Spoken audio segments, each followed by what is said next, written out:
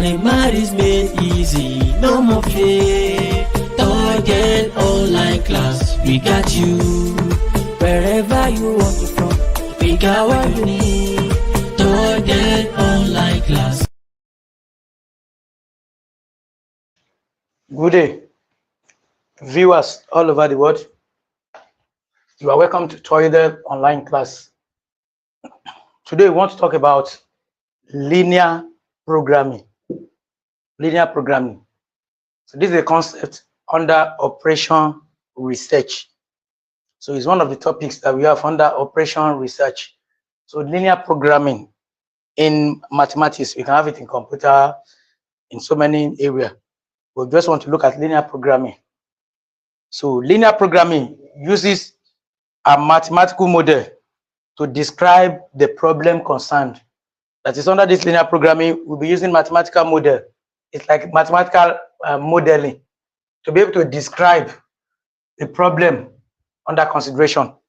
So the adjective linear, the adjective that we have there, this programming, this adjective linear means that all the mathematical functions in the model are required to be linear functions.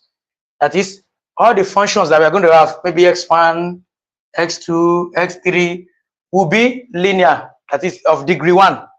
That is the implication of that. They will be of degree 1. That's the implication of that. Then the word programming does not refer here to computing programming. Rather, it is essentially a synonym for planning. So that is that about the word programming. So linear programming involves planning of activities to obtain an optimal result. So everything that we are going to do under this linear programming is just for us to obtain an optimal result.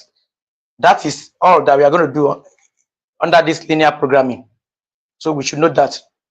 So any problem whose mathematical model fits a very general format for linear programming model is a linear programming problem. Furthermore, a remarkable efficient solution procedure called the simplest method is available for solving linear programming problems. So we'll be using simplest method for solving this linear programming method. So let's take example. I'm going to use this example. Let's say example 1 to introduce linear programming. Example 1. So what is that example? The question says that the following table summarizes the key facts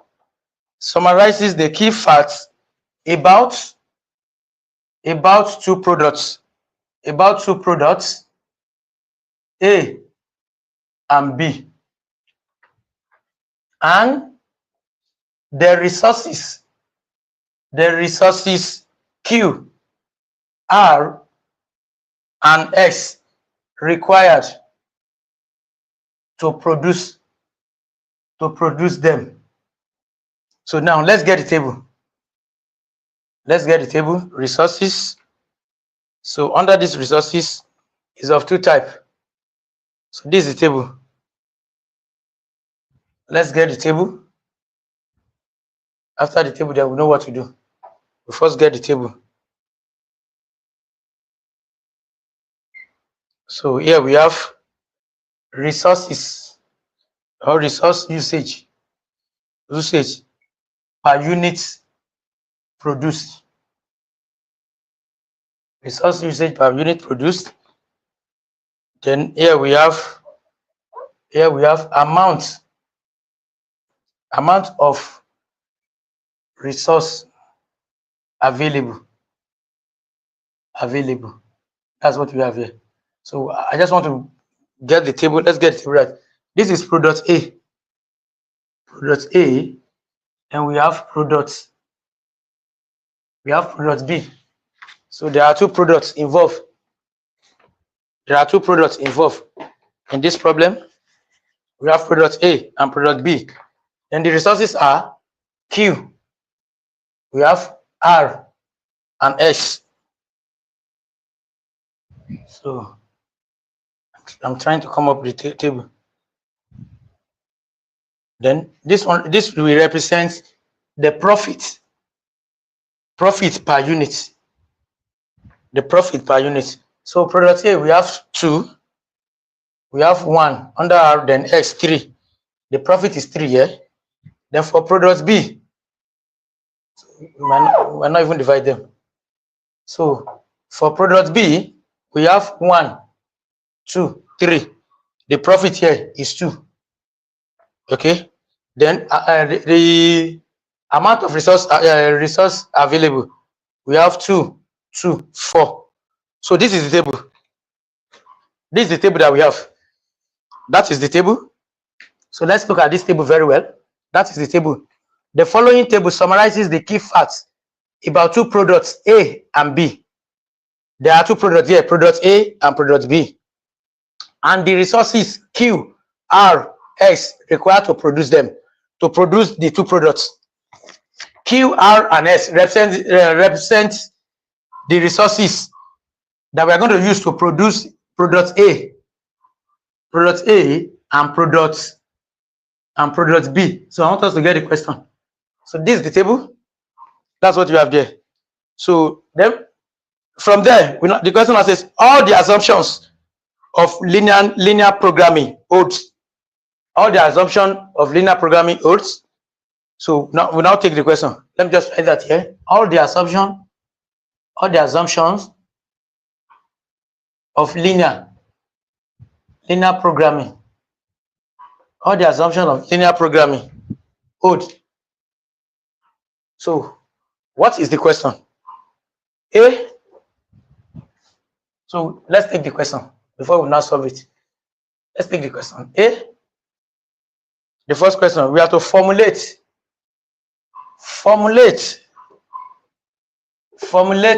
a linear programming model. Formulate a linear programming model for this problem. That's the first thing. Then B, we have to solve this model. We have to solve this model graphically.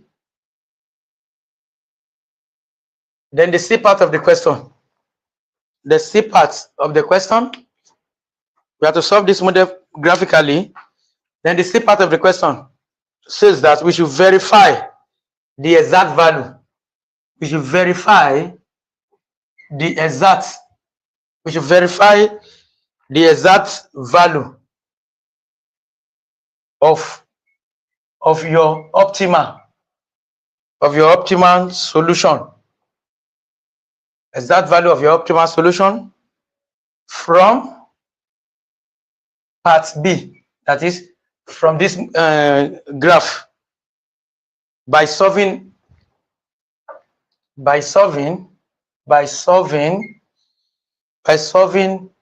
algebraically for simultaneous solution. By solving, so we know the table. We've gotten the table already. Algebraically for the simultaneous solution of the relevant two equations. So this is what we are asked to do. Now let's study the question very well. Let me go over the question again before we now start the solution. The following table summarizes the key facts about two products, A and B. So the product A and B, we have it in the diagram, in the figure, and the resources Q, R, and S required to produce them, to produce products A and B. And we are given that table. We have the table. So then we are now given that all the assumptions of linear programming hold. The first question now, we have to formulate a linear programming model for this problem. So we are going to do that now. Then we have to solve this model graphically.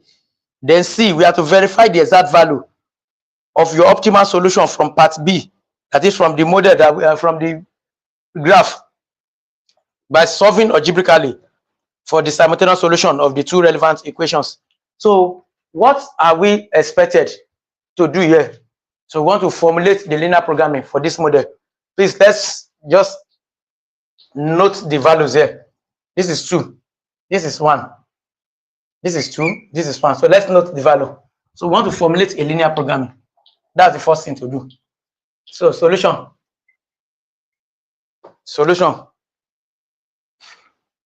So what do we do here? We want to formulate a linear programming. So what do we do here? So to formulate the mathematical model for programming, there are some assumptions that we make. So to formulate the mathematical model, that is the linear programming, the mathematical model for this problem, let's note the following.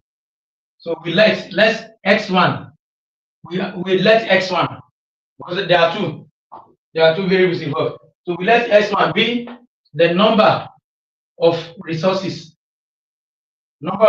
usage of product A per unit produced. Then we let x2 to be number of resources usage of product B per unit usage. Then probably we now let Z. We let Z to be total profit per resources available. So let Z be total profit. So we let Z be the total profit per resources available. From producing these two products. So we let x1 be number of resources usage for product A, then x2 be number of resources usage of product B per unit produced. Then Z to be the total profit of the resources, total profit per resources available for producing the two products. Okay. So if that is the case, then that simply means that thus x1 and x2, which represent the number of resources usage of product A and B, x1 and x2 are the decision. They are the decision variables. That is, they are the decision variables. They are the decision variables for the model.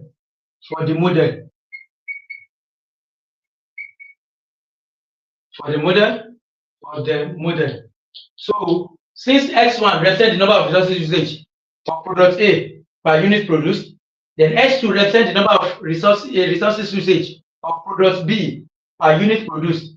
Then we let Z to be the total profit per resources available for producing these two products. We are now saying that x1 and x2 are the decision variables for this model. So Z will now be 3x1 plus 2 plus 2x2. So this will be the objective function. That's what we are going to get. Please look at the table very well. The table that we have, we realize that the profit under product A is 3. Then the profit under product B is 2. But we check the table. The profit under product A is 3. When we have profit per unit, the last column, the last row in that table, under the question, where we have profit per unit, you realize that under product A, the profit is 3. Then under product B, the profit is 2. And we have stated that x1 represents the number of resources usage of product A per unit produced, while x2 is the number of resources usage of product B per unit produced. So this represents our objective function. So that is our objective function. So this will represent our objective function in this question. Because this is profit, 3 is profit of product A, while 2 is a profit of product B. So that's what we are going to have. So in mathematical language of linear programming, the problem is to choose values of A and B. so as to maximize. The problem now is to choose the value of x1 and x2 so as to maximize. You want to maximize this objective function now, and that is the main idea. That is the main idea about linear programming. We want to max, so in order to get optimal control. So what do we do here? So we know our objective function now. This we represent our objective function. This is our objective function. Please check the note here, the first note under introduction to operation research. There are some terms that we define. Then maybe probably after this class we can also make references to those questions. So this objective function now is subject. This objective function is subject to the following restrictions. Is subject to the following restriction. The first one is 2x1 plus x2 is less than or equal to 2.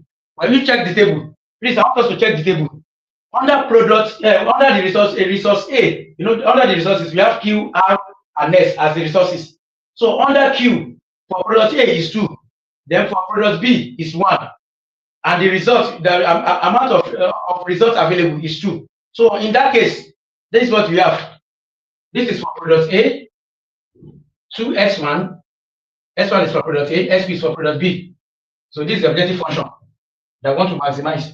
Then if you look, if we check through the rule of that where we have Q, we have 2x1 plus 2x2 is less than or equal to 2. So this objective function is subject to this restriction. That's the first one.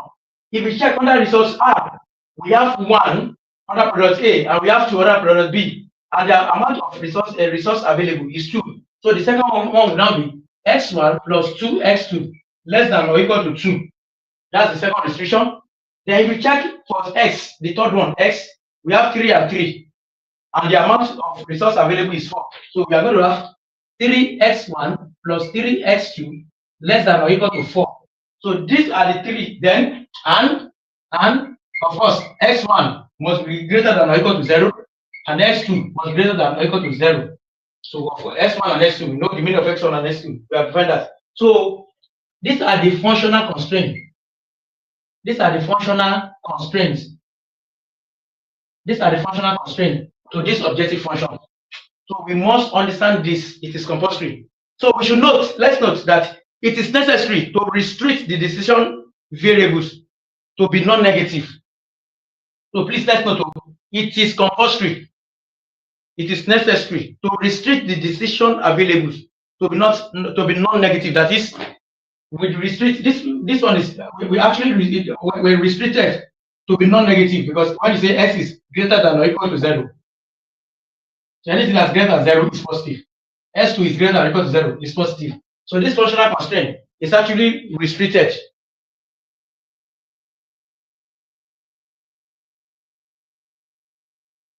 So that is what we are going to get. It's actually restricted to be non-zero. The functional constraint is actually restricted to be non-zero, as we have it on the board. Please, let's check. Let's check it. So what do we now do about this problem now? What do we do about this problem? We are not going to solve this. So this problem has 2 decision variables, x1 and x2. This problem has 2 decision variables, x1 and x2. So as we have it on the board, therefore only 2 dimensions. So a graphical procedure can be used to solve it. We just have 2 variables, decision variable x1 and x2. So we can solve it graphically. One will be vertical, the other one will be horizontal. That's what we are trying to say. So because we have just two procedures, so we can solve this graphically. So the first step is to identify the values of x1 and x2. So how do we identify the values of x1 and x2? That's what we're about to do now. That are permitted by the restrictions. So let's solve for the value of x1 and x2 that are permitted by the restrictions. So the non-negative restrictions, s1, this is the first non-negative restriction, s1 greater than or equal to 0. This is the second one, s2 greater than or equal to 0. Requires x1 and x2 to lie on the positive side of the axis. So that's what we are going to have. So now we know the decision functions. Then let's note this functional constraint. So what do we do now? What do we do now? This is what we will now say. Of course, this restriction actually helps us. We know that the graph will be positive y and positive x. So we call maybe x1 vertical, x2 horizontal. So when x1 equal to 0, when x1 equal to 0, what will happen? The first, we have 2x1 plus x2 is equal to 2. Please check the first concept that we have under the functional constraint. This is what you are going to have. When x1 equal to 0, this will be 0. So plus x2 equal to 2. So x2 will be equal to 2. That's what you are going to get. Then, and when x2 equal to 0, when x2 equal to 0, we have 2x1 to be equal to 2. Then x1 will be equal to 1. That's what you are going to have. Then at the end of the day, so under this now, at the end of the day, we are going to have it to be 1, 2. This is x1 and this is x2. That's what we are going to get. Under the first one, that is what we are going to get. That is what we are going to get under the first one. That is what we are going to get. So we move to the second one. The second one. So that's what we are going to get. For the first functional constraint, that's what we are going to get. Then we move to the second one, where we have x1 plus 2x2 is equal to 2. So when x1 equal to 0, then x2 is equal to 1. Then when x2 equal to 0, what is x1? X1, when x2 equal to 0, x1 equal to 2. Then in this case, in this second case, what are we going to get? We are going to get 2, 1. That's what we are going to get. That is what we are going to get. We move to the third one. We move to the functional constraint, the third one, where we have 3x1 plus 3x2 is equal to 4. It's greater than or equal to, less than or equal to 4. But we can't use inequality. So we only show that inequality with symbols. If you still remember how we saw inequality. When x1 equal to 0, we are going to have x2 to be equal to 4 over 3. Okay? Then when x2 equal to 0, we also have x1 to be equal to 4 over 3. So in this case now, we are going to have 4 over 3, 4 over 3. That's what we are going to get there. That's what we are going to get there. So we will now go ahead to show this on the graph, because we have to solve this graphically. So let's note all the values. So let's note all the values. We are going to show this on the graph. We can use the same scale. Of course, we can use the same scale, because in this case now, the highest value is 2 at both S1 and S2. So just pick your graph. I'm going to sketch it here. I don't have graph board, but I know all the values, so I'm going to sketch it here. I'm going to sketch. So in this case now, we say this is x1, this is x1, and this is x2. This is x2. So if you are the one I will choose, you choose the value of your graph. You choose the value. Maybe say 2 centimeters represent 1 unit, because of course this is the origin, is 0. And by our constraint, we have restricted that the value of S1 and S2 be non-zero. So we don't have problem with the negative x and negative 5. So we call one x1, we call the second one x2. So we now check what we have. So we can say 2 centimeters, 5 centimeters represent 1 unit. Say this one is 1, this is 2.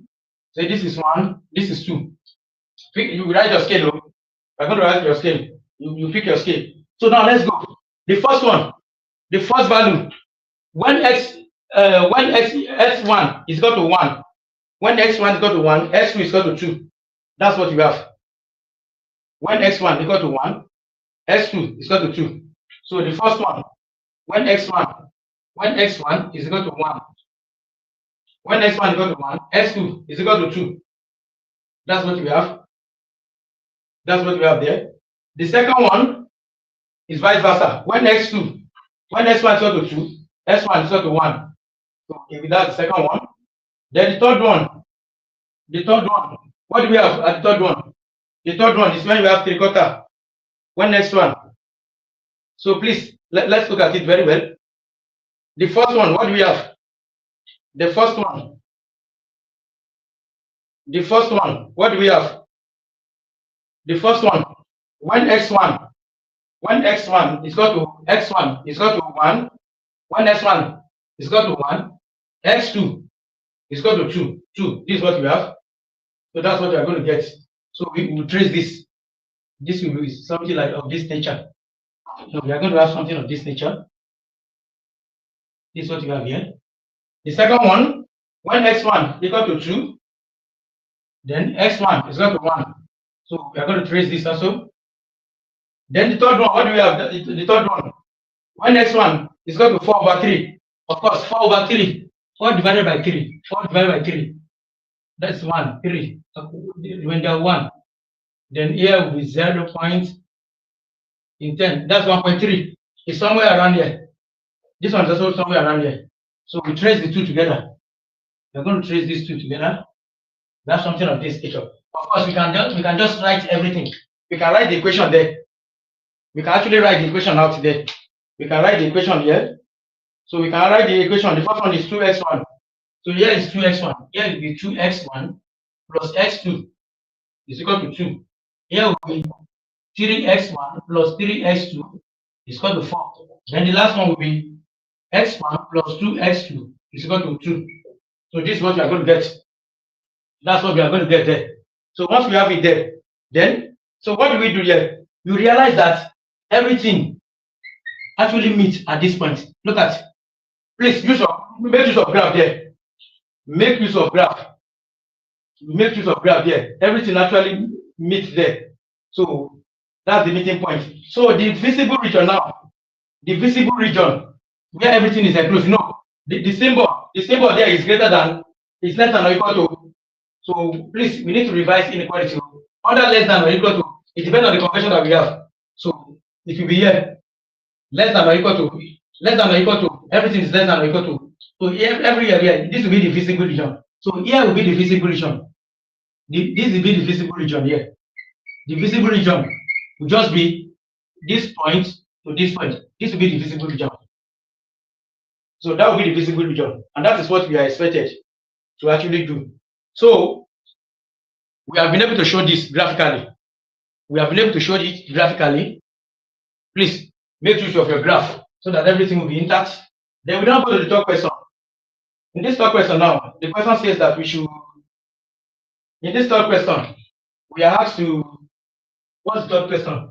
Verify the exact value of your optimal solution from part B, that is from the graph, by solving algebraically for the simultaneous solution of the relevant two equations. So what do we do here? So if you look at this very well, let's write the three equations. We have 2x1 plus x2 equal to 2. Let's go down to equation 1. We have x1 plus 2x2 equal to 2, equation 2. Then we have 3x1 plus 3x2 equal to 4, equation 3. So those are the three equations. So if we solve for equation 1 and equation 2, if we solve for equation 1 and equation 2 simultaneously, if we solve for this, if we solve for equation 1 and equation 2, if we solve for equation 1 and 2, please, so you check it out.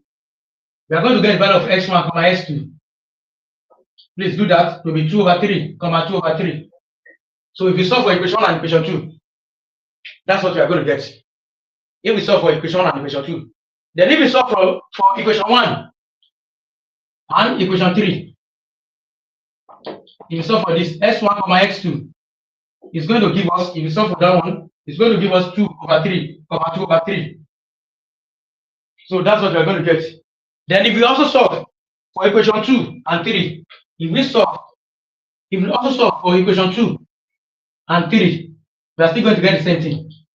S1, S2 will still be 2 over 3, 2 over 3. So that's what we are going to get. Please, you can check. We can check that. We can actually check that.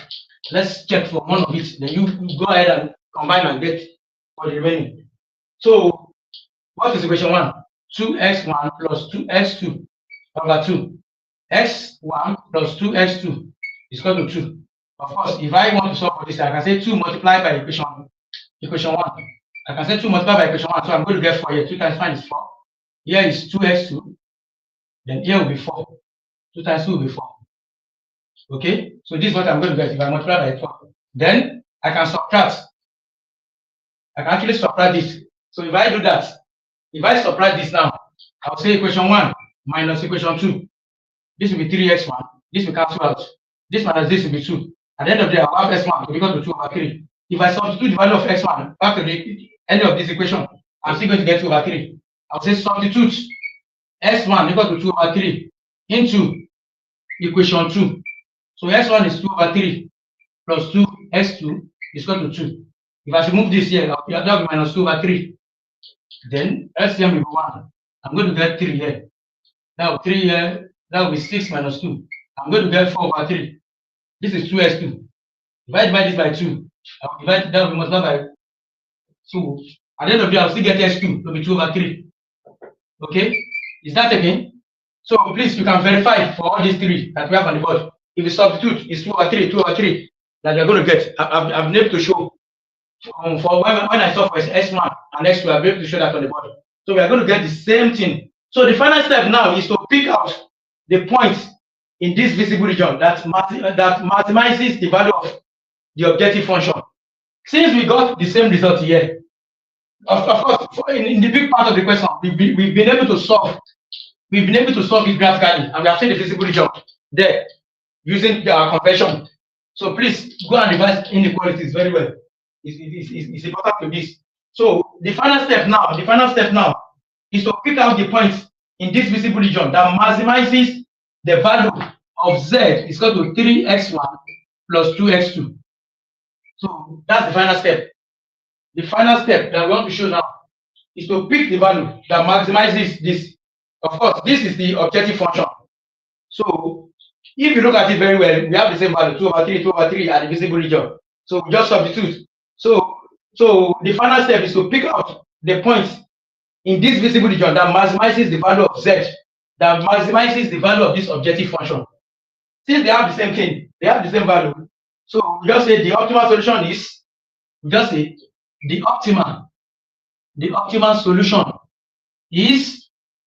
optimal solution is x1.